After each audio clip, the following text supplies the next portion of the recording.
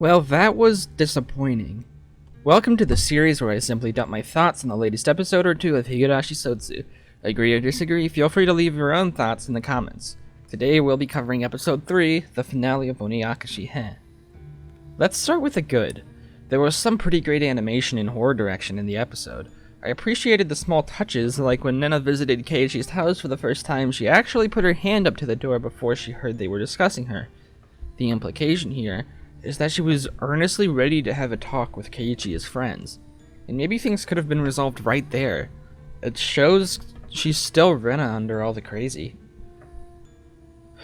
Now for the bad, which is unfortunately most of what I have to say this time around.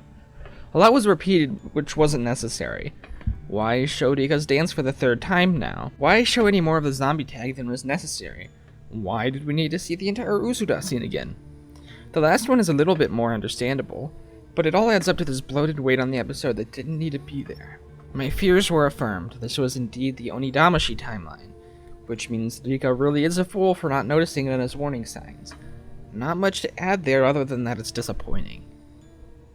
For the grand mystery of Onidamashi, what really went down in the confrontation between Nena and Keiichi was finally revealed, and it's nothing. Everything was exactly the same as it was shown. Keiichi somehow killed Nena with a clock and survived her tens of stab wounds. Have I mentioned this was disappointing yet? Rika kills herself with the knife because they wanted to recreate the classic scene. That's literally it. Except in that scene, she really had no other option around. If she didn't kill herself right there, she would have been tortured for days and then killed. But here it wasn't her only option. There were other less painful ways she could kill herself. My theory originally was that she found out about Sadako's looping, so Sadako killed her to cover it up, with the knowledge that Rika forgets what happens the last day or so before her death. Obviously this wouldn't be true with the shot in the trailer showing Sadako standing over the body completely clean, but my mind then went to other interesting possibilities. But no, it honestly makes me question why we even needed this entire arc if the answer was so straightforward. Like, we didn't need to see frickin' Onikakashi from another perspective in the original story, because once you understand what's going on, like, when you understand one detail, it explains literally the entire story. It's the same thing here. And that's the feeling I've been handed walking away from this arc. It's unnecessary and disappointing.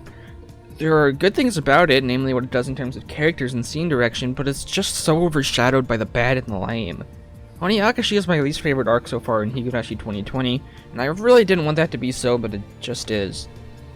Regardless, it seems we might get some cool stuff with Wataakashi, as it clearly had a lot going on in the background, and based on the OP, we'll get to see Shion's backstory with St. Lucia, which could come into play later on, knowing where the future of Matsuri Bayashi went. Feel free to leave a comment with your own thoughts, whatever they might be, and remember to leave a like. Any sort of support really boosts the algorithm for a small channel like mine, and subscribe if you want to see more content like this, or read-throughs of the When They Cry VNs with my newcomer friend. I go by Tasty Nachos, and you go by.